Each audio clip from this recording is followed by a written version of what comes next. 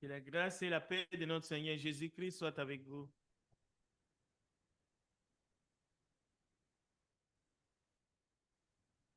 Prenons la parole de Dieu ensemble pour introduire ce message de ce matin. Matthieu chapitre 13, à partir du verset 25. Matthieu chapitre 13, nous allons lire quelques passages à partir du verset 25. Je pas le verset 24. Il est proposa une autre parabole et dit: le royaume des cieux est semblable à un homme qui a sémé une bonne sémence dans son champ. Mais pendant que les gens dormaient, son ennemi vint, s'aima délivré parmi le bleu et s'en alla. Lorsque l'herbe y poussait et donnait du fruit, l'ivraie parut aussi. Les serviteurs du maître de la moisson vinrent lui dire: Seigneur, n'as-tu pas sémé une bonne sémence dans ton champ? D'où vient donc qu'il y a des livraies? Il leur répondit: c'est un ennemi qui a fait cela. Et les serviteurs lui dirent: veux-tu que nous allions l'arracher? Non, dit-il. De peur qu'en arrachant l'ivraie, vous ne déraciniez en même temps le bleu. Laissez croître ensemble l'un et l'autre jusqu'à la moisson. Et à l'époque de la moisson, je dirais aux moissonneurs: arrachez d'abord l'ivraie et liez-les en gerbe pour la brûler, mais amassez le bleu dans mon grenier. Alors, le verset 36, il renvoya la foule et entra dans la maison. Ses disciples s'approchèrent de lui et dirent: explique-nous la parabole de l'ivraie du champ. Il répondit: celui qui sème la bonne sémence, c'est le Fils de l'homme. Le champ, c'est le monde. La bonne sémence, ce sont les fils du royaume. L'ivraie, ce sont les fils du malin. L'ennemi qui l'a sémé, c'est le diable. La moisson, c'est la fin du monde. Le moissonneur, ce sont des anges. D'abord, je dois remercier tous les frères qui m'ont précédé ce matin dans le service. Je remercie les sœurs qui ont tenu les classes des enfants. Je voudrais aussi remercier tous ceux qui sont réunis ce matin dans cette salle en présentiel. Les hommes comme les femmes, les personnes aînées, mais aussi les enfants qui sont parmi nous. Et je voudrais aussi remercier ceux qui sont en ligne, que ce soit en Zoom ou via les YouTube. À tous, que l'Esprit de Dieu nous aide à bien saisir la parole qu'il nous envoie ce matin. Et en particulier, je voudrais remercier le frère Barnabé qui a présenté l'étude de ce matin, de sorte qu'il a épinglé un sujet de la doctrine fondamentale pour le salut.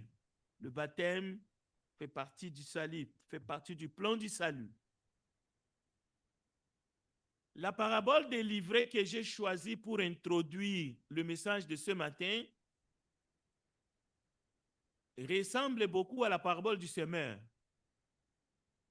Mais cette ressemblance,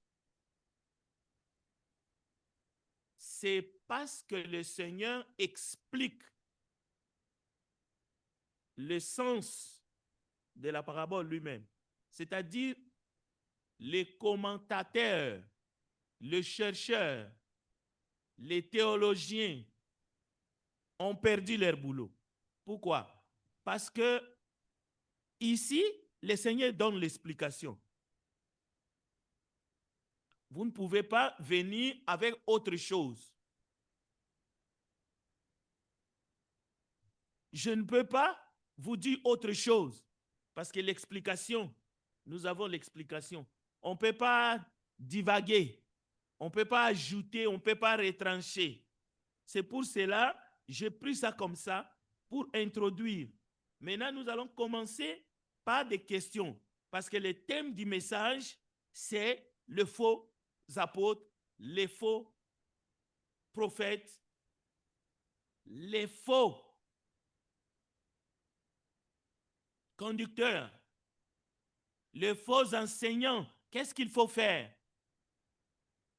Comment est-ce que nous pouvons faire pour vivre avec eux, avec leurs faux enseignements, avec leurs faux messages, avec leurs faux exemples?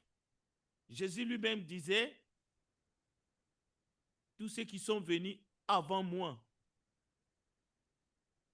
Dans Jean chapitre 10, Jésus a dit, les voleurs ne viennent que pour voler, égorger et détruire. Mais on peut aller dans Matthieu chapitre 23. Mais comme peuple de Dieu, vous qui nous suivez, nous allons nous interroger par rapport aux Écritures. Dans la parabole, le maître recommande de laisser les deux croître ensemble.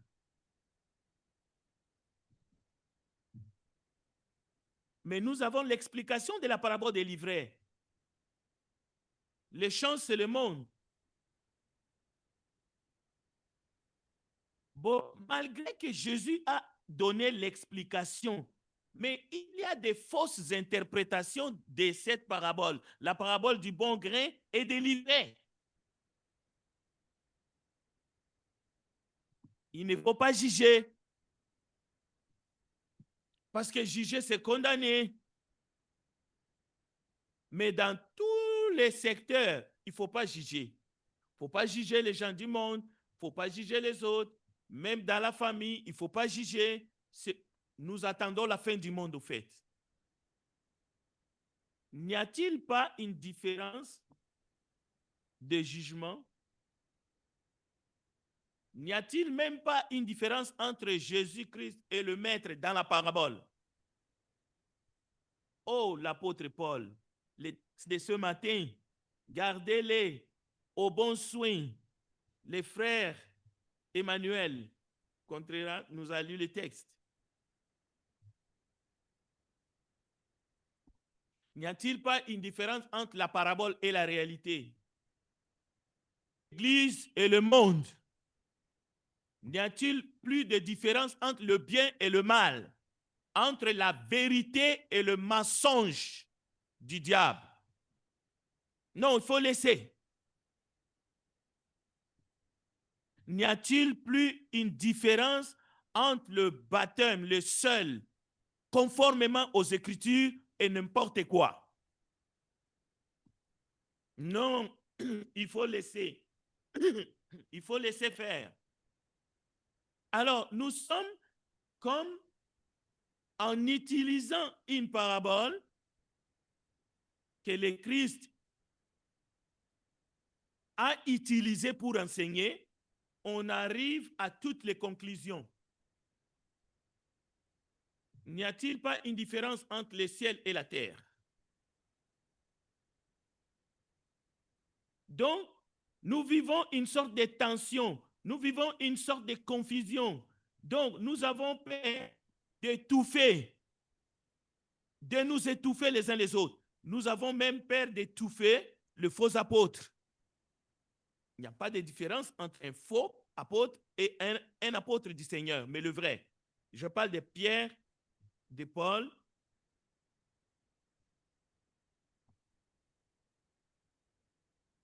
La question n'est pas que nous voulons, avec les exemples ici, voter pour la suppression de toutes les émissions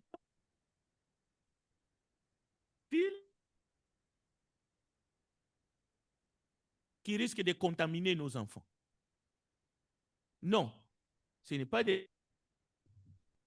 Il faut enlever toutes les affiches, il faut chasser tous les dictateurs dans tous les pays du monde, donc il faut éradiquer les mal. Non, pas du tout. Pas du tout. Ce n'est pas ça le point. Alors, qu'est-ce qu'il faut faire dans une telle situation? Qu'est-ce que la Bible nous enseigne par rapport? Nous allons avancer. Faut-il ne rien faire et se laisser envahir par les mauvaises herbes? Donc, vous avez un champ, donc vous laissez les mauvaises herbes pousser au point que ça va étouffer les tomates et le cornichon. Donc, Jésus, il faut laisser le bon grain et l'ivraie. De peur, en enlevant l'ivraie, vous risquez d'enlever le bleu. Donc, il faut même, nous devons apprendre à prêcher la repentance et même prêcher la repentance avec force, même aux sourds-muets, c'est-à-dire aux gens qui se sont endurcis, au fait, ils ont franchi la ligne rouge. La seule chose à faire, c'est de continuer à prêcher la repentance. Oui, c'est ce qu'il faut faire.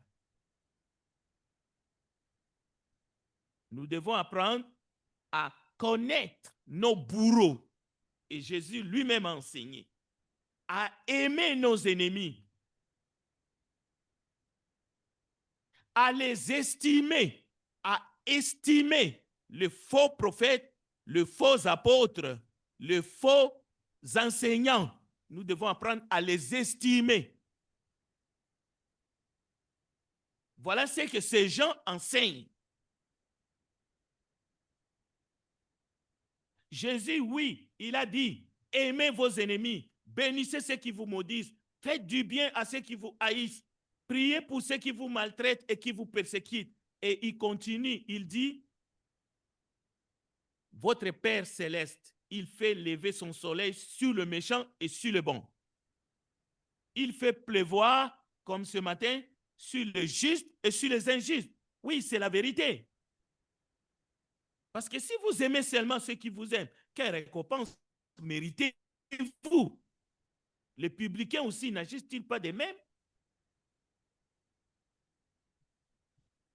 Donc, la mission de l'Église, c'est de prêcher la parole de Dieu, la vie nouvelle, ainsi de suite, la résurrection, mais n'est jamais, jamais, jamais, en aucun cas, exclure, condamner le mal qui est dans ce monde. Nous allons attendre la fin du monde, le retour de Jésus. C'est ça l'enseignement du parabole du bon grain et de l'ivraie. C'est comme ça que vous avez compris la doctrine de Christ. Mais on peut aller plus loin. Ça va jusqu'à ne pas corriger les enfants. Si vous les corrigez, donc vous ne les aimez pas. Laissez-les tranquilles. Ils vont apprendre de leurs erreurs. Oui, la moisson représente la fin du monde, explique Jésus, tel que l'indique Jésus lui-même. Ce n'est qu'à la moisson que l'on pourra tirer les bons grains de l'ivraie. Mais qu'est-ce que cela veut dire? Le tri se fera à la moisson. Oui, c'est vrai. Oui, nous ne connaissons pas qui sont les pécheurs, qui sont les justes. On peut se tromper. Comment on peut se tromper? Parce qu'il est écrit dans Matthieu 21, les prostituées, le pécheur et les prostituées vous dévanceront dans le royaume de Dieu, dans le royaume des cieux. C'est-à-dire, si nous faisons le tri, mais les prostituées qui auraient pu se convertir dans 2 semaines, se faire baptiser peut-être demain, mais si nous faisons le tri aujourd'hui, mais c'est fini. Nous allons confondre le pécheur et le juste. Et celui qui est juste aujourd'hui, mais demain, il va aller se pavaner dans le bas monde, dans les bas fonds. Il va aller boire les péchés, l'iniquité comme de l'eau après-demain. Mais on va les projeter au paradis aujourd'hui. Mais alors qu'il sera exclu dans les jours qui viennent. Donc, Jésus a raison. Mais le vrai enseignement, c'est que nous devons être les bons grains. Soyez les bons grains. Es-tu les bons grains? Mais pas faire les tri. Mais est-ce que cela veut dire que nous devons manger, boire avec les faux enseignants, quelqu'un qui vient chez vous, qui apporte un autre évangile, vous lui dites salut, vous lui servez, aimez, copiez, vous entrez en contradiction avec deux gens. C'est pour cela que j'ai dit Paul, le bavard. 2 Corinthiens chapitre 11. Comment nous devons faire finalement? Oui, on va continuer. J'aimerais qu'on avance. Les ouvriers du maître dans la parabole ont-ils mal vu? Ont-ils mal fait de dire au maître, maître, n'as-tu pas planté du bon grain? D'où vient l'ivraie? Ont-ils failli? Écoutez, chers amis, nous pouvons constater le mal. Nous pouvons voir le mal qui nous environne. Nous pouvons constater le faux pasteur, le faux docteur, le faux apôtre. Parce que Jésus a dit, vous les reconnaîtrez par leurs œuvres, par les fruits. Maintenant, qu'est-ce qu'il faut faire après? Qu'est-ce qu'il faut faire après? La cohabitation. La cohabitation jusqu'au retour de Jésus. Mais écoutez Jésus lui-même. Écoutez Jésus lui-même. Parce que cette histoire, lorsque Jésus expliquera cette parabole des livrets et du bon grain aux disciples, écoutez, dans Matthieu chapitre 15, Jésus dira que c'est lui qui a des oreilles pour entendre.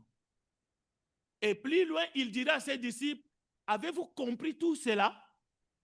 C'est ça que Jésus... Est-ce qu'avons-nous compris l'importance de la sainte doctrine? Avons-nous compris pourquoi nous sommes ici pour l'adorer ce premier jour de la semaine? Avez-vous compris pourquoi la parole de Dieu est utile pour notre devenir, pour nos âmes? Écoutez Jésus qui dit aux disciples, toute plante que n'a pas plantée mon Père sera déracinée. Bon, là, quelqu'un dira, mais oui, c'est au futur, au jour de la moisson. Mais le verset 14, laissez-le. Ce sont des aveugles qui conduisent des aveugles. Si un aveugle conduit un aveugle, c'est une autre parabole. Ils tomberont tous deux dans une fosse. Pierre, pas Paul, mais Pierre, prenant la parole, lui dit, explique-nous cette parabole-là. Quelle parabole? Pierre avait en tête la parabole du bon grain et des livrets. Maintenant, Jésus vient d'ajouter les paroles que nous lisons dans Matthieu 15, versets 13 à 14. Toute plante que n'a pas planté mon Père céleste sera déracinée. On peut se dire, nous sommes dans le futur. Ça se fera dans le futur. Mais Jésus continue. Laissez-le. Ce sont des conducteurs aveugles. Si vous continuez à les suivre, vous allez tomber dans une fosse. C'est au futur ou au présent? Je vous pose la question. Et à vous qui nous suivez, c'est une action. Il faut agir maintenant et tout de suite. Quittez-les maintenant. Sinon, vous allez tomber dans une fosse. Et vous allez mourir. Et vous et vos enfants, vous allez vous perdre. Donc, laissez-le, c'est un ordre, c'est un commandement. Fin de sermon. Le sermon se termine là. Donc, ne venez pas avec la parabole du bon grain, de l'ivraie, on va cohabiter, le mal et le bien, on restera toujours ensemble, nous sommes dans le monde. Non, vous ne comprenez pas les Écritures et la puissance de Dieu. Vous jouez avec votre âme. Votre âme n'a pas de prix. vous risquez de perdre votre vie du jour au lendemain. Donc, Jésus enseigne. C'est la même chose lorsque le diable est devant lui. Le diable vient le tenter. Il lui dit, je te donnerai tous les royaumes du monde et leur gloire. Je te donnerai toutes ces choses, mais à une condition.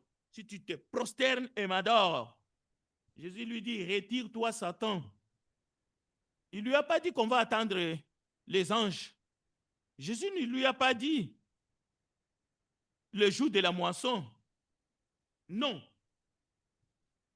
Jésus lui dit, il est écrit, tu adoreras le Seigneur ton Dieu et tu lui serviras lui seul.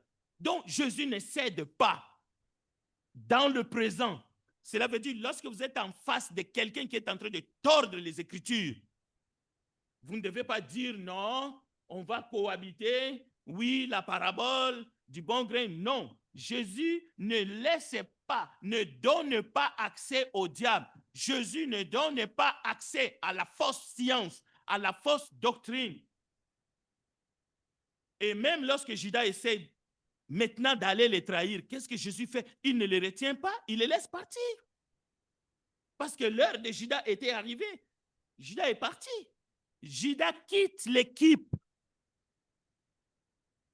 Pourquoi? Pour aller accomplir le dessein de son cœur. Pourquoi est-ce que nous, quand nous avons la lumière, Dieu nous donne la lumière à travers les Écritures, et puis nous sommes en train de tourner à rond.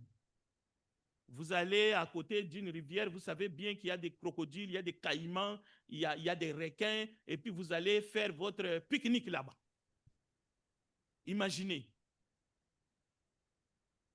Donc, dès Corinthiens chapitre 11, Paul est en train de dire, mais j'agirai de la sorte pour ôter tout prétexte à ceux qui cherchent un prétexte. D'accord? Il faut ôter le prétexte à ceux qui cherchent un prétexte. Non. Quelle est ton attitude face aux mensonges, face aux fausses doctrines qui pullulent dans le monde, face aux ouvriers trompeurs? Oui, il ne faut pas avoir de préjugés. Il ne faut pas faire de faux jugements. Je mis un texte dans le bulletin. Ce n'est pas parce que tu as appris que quelqu'un a fait ceci ou cela, et puis un jour tu le vois, tu veux lui tomber dessus. C'est quoi? Ça aussi, c'est du banditisme.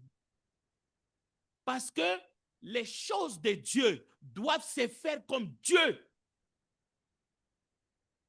le veut. Ça veut dire selon la doctrine. La discipline doit respecter les Écritures. Le jugement, le discernement doit se faire conformément à la vérité. Avez-vous parlé à la personne avec amour? Avez-vous des preuves irréfutables avant de juger quelqu'un comme si on jugeait un chien?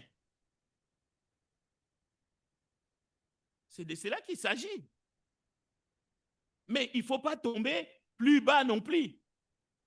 Écoutez, écrit à l'ange de l'église d'Éphèse, voici ce que dit celui qui tient les 7 étoiles dans sa main droite, celui qui marche au milieu des 7 chandeliers d'or. Je connais tes œuvres, ton travail et ta persévérance. Je sais que tu ne peux supporter le méchant. Il ne s'agit pas de haïr quelqu'un parce qu'il est méchant, loin de là. Mais écoutez, que tu as éprouvé ceux qui se disent apôtres et qui ne le sont pas. Comment peut-on éprouver celui qui se dit apôtre, mais c'est un usurpateur? Ils aiment les titres. Ils aiment qu'on les appelle apôtres, évêques, bishop, archbishop, c'est là. Ils enseignent la fausse doctrine. Ils prennent les femmes des autres. Ils abusent les enfants des autres. Ils volent l'argent des autres. Non seulement tu les as éprouvés, tu as examiné leurs œuvres, et tu les as trouvés menteurs. Comment tu peux les trouver menteurs si tu n'as pas examiné les Écritures? Et le texte continue. C'est que je contre toi, c'est que tu as abandonné ton premier amour. Souviens-toi d'où tu es tombé, répands-toi et pratique tes premières œuvres, sinon je viendrai à toi. Donc, le problème, c'est que tu sois le bon grain. C'est que tu puisses démontrer d'abord toi-même que tu aimes Dieu, que tu aimes sa parole, que tu aimes l'Église.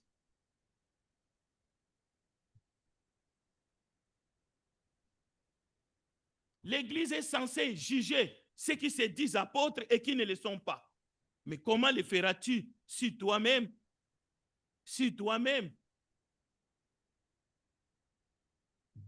tu n'es pas dans la vérité? Comment Tite, Timothée les feront-ils? Comment ils prendront soin? Comment ils auront un bon jugement si eux-mêmes ne sont pas des modèles? C'est pour cela que Tite a reçu la lettre de l'apôtre. Tite chapitre 1 verset 10. Il y a en effet, surtout parmi les circoncis, beaucoup de gens rebelles. Écoutez, parmi les circoncis, de 20 discoureurs, mais plus loin encore, de séducteurs. Comment vivre avec les séducteurs? Selon la parabole du bon grain et des livrets, alors nous sommes mal pris, nous sommes dans les mauvais draps. Parce que le problème des chrétiens aujourd'hui, c'est le méli-mélo. Écoutez, auquel il faut fermer la bouche, il bouleverse des familles, enseignant pour un gain honteux ce qu'on ne doit pas enseigner. Oh, non, Paul ne nous a pas laissé les mains bredouilles. Je vais conclure. Dans Galates chapitre 1, voici ce que Paul dit aux chrétiens de Galates. Je m'étonne que vous vous détourniez et vite de celui qui vous a appelé par la grâce de Christ pour passer à un autre évangile. Ce n'est pas qu'il y ait un autre évangile, mais il y a des gens qui vous troublent et qui veulent déformer l'évangile de Christ. Donc, si vous êtes réellement chrétien ou si vous avez envie de le devenir, sachez-le, c'est tout un défi. Ce n'est pas un sac fourre-tout. Non, ça, ce n'est pas la doctrine de Jésus-Christ, ce n'est pas l'église de Jésus. Vous devez être un vrai soldat de Christ qui défend la sainte doctrine avec amour, mais avec passion. Parce que notre but, c'est le salut des âmes. Ce n'est pas autre chose. Ce n'est pas d'accompagner les gens en enfer. Donc, il y a une recommandation faite aux dirigeants. Il faut faire la différence. L'enseignement de Christ dans la parabole, elle est tout à fait logique dans son contexte. Mais il ne faut pas cracher sur toutes les directives pour préserver la sainte doctrine, pour éviter ce que Paul a dit, un peu de levain peut lever toute la pâte. C'est ça qui arrive dans les églises des maisons, dans les églises du monde, dans des soi-disant églises de Christ qui sont transformées à des clubs d'amis. L'église, ce n'est pas un club d'amis. Écoutez, Jude, chapitre 1, verset 20. Pour vous, bien-aimés, reprenez les uns, ceux qui contestent. Sauvez-en d'autres en les arrachant au feu. Et pour d'autres encore, ayez une pitié mêlée de crainte, haïssant jusqu'à la tunique, souillée par la chair. Donc, que ça soit ceux du dedans, que ça soit ceux du dehors, il y a un mécanisme, même pour ceux du dehors, parce que il y a des ministères qui sont des dons que Dieu a établis dans l'Église. Est-ce que vous pensez que les faux apôtres les faux prophètes, les ouvriers trompeurs, ceux-là qui ont porté des habits de brebis, mais en réalité, ce sont des loups ravisseurs. Ce ne sont pas ceux du dedans, ce sont ceux du dehors. Mais il y a un mécanisme que Christ a établi dans l'Église pour barrer la route à ces gens-là. Et permettez aux dons qui sont dans l'Église, justement, de faire ces boulots-là. C'est ce que nous sommes en train de faire. Mais ne nous affaiblissez pas par des discours bidons, tonitruants. Oh, ils jugent les autres. Oh, regardez. Non, on est tous pareils. La parabole des livrets, non. Vous vous gourez. Vous êtes en train de vous perdre. Vous voulez perdre l'Église pour laquelle Jésus a versé son sang. Il y a des gens qui se sont infiltrés. Paul est en train de dire justement aux dirigeants, aux leaders, voici comment vous devez vous comporter pour préserver les troupeaux. Dans Actes chapitre 20, l'apôtre Paul plaire, il s'adresse aux conducteurs, aux anciens. Je sais qu'après moi, ils s'introduiront des gens qui n'épargneront pas les troupeaux. Maintenant, ce travail, pour que cela soit fait, c'est par les prières des saints, c'est par l'appui des membres, c'est par une assemblée qui a une colonne vertébrale, qui ne confond pas le mal et le bien, qui n'essaye pas d'appeler mal bien, bien mal. Bien-aimés, ne vous fiez pas à tout esprit, mais mettez les esprits à l'épreuve pour savoir s'ils sont de Dieu, car plusieurs prétendus prophètes sont venus dans le monde. Vous allez trouver 2000 personnes bien assis en train d'attendre un faux prophète, en train d'attendre quelqu'un qui est en train de les spolier. Mais ils sont au courant. Le Saint-Esprit touche leur cœur. Ils savent au fond d'eux que l'individu qui se pointe, c'est un arnaqueur, quelqu'un qui s'est enrichi sur leur dos. Mais voilà, ils sont là. Ce sont des esclaves, des moutons. Alors, ce n'est pas cette église-là que Jésus-Christ reviendra chercher lors de son retour. Pas du tout. Bon, je vais terminer en disant ceci. Le faux apôtre, il nie certaines vérités concernant l'identité et la divinité de Christ. 1 Jean 4, verset 2 à 3. Les faux apôtres sont motivés par la cupidité, la convoitise, le soif du pouvoir, l'amour de l'argent. C'est 2 Corinthiens chapitre 11, verset 12. Paul dit, vous ne m'enlèverez pas cette gloire-là. J'ai dépouillé d'autres assemblées pour vous prêcher l'évangile gratuitement. Donc, vous ne pouvez pas dire que c'est impossible de détecter ce faux prophète. Et il y a aussi des prophétesses, des apôtresses, des séductrices qui se mettent devant l'assemblée, des gens qui cherchent Dieu, qui aiment Dieu. Mes amis, les faux apôtres tordent et nient la Bible, la parole inspirée de Dieu. Pourquoi? Dieu m'a montré, j'ai eu une vision, il s'écarte de la parole. Maintenant, il essaye de vous diriger selon ses révélations propres à lui seul, dans sa chambre. Dieu m'a dit, Dieu m'a donné l'inspiration, Dieu m'a montré comment diriger cette œuvre, c'est le mien, ainsi de suite. Donc, vous pouvez les détecter, mais avec la parole, pas parce que, oh non, on m'a dit, un tel a fait ceci ou cela. Non. 2 Jean chapitre 1, verset 6. L'amour consiste à marcher selon ses commandements. Ces commandements, c'est la parole de Dieu dans la nouvelle alliance.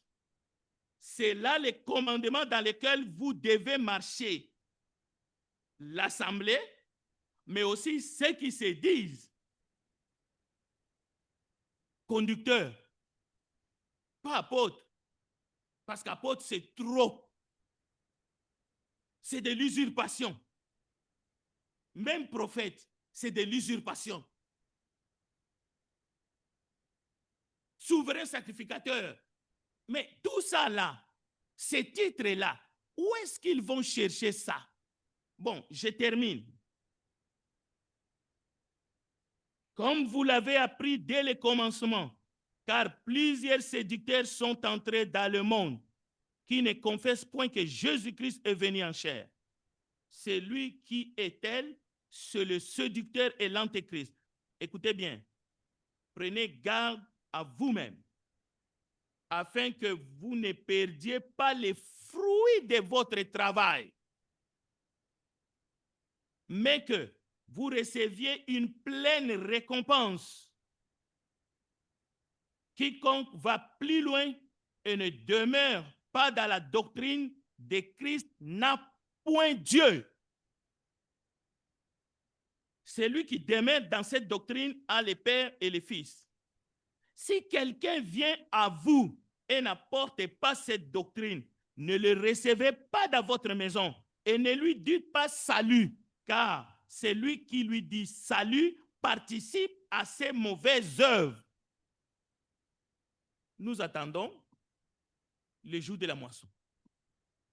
Mais en agissant de la sorte, en pratiquant la parole de Dieu, en venant ici pour écouter la parole de Dieu qui va vous aider à persévérer dans la doctrine. Ne lâchez pas. Ne laissez pas tomber votre famille. Parce que si vous laissez tomber votre famille va tomber entre les mains de ces gens-là. N'abandonnez pas l'église du Christ. N'abandonnez pas la parole de Dieu, la saine doctrine. Cette parole-là, elle est gratuite, mais elle est saine. Nous devons vivre par elle, mais nous devons la préserver et nous devons la prêcher. Que Dieu bénisse sa parole.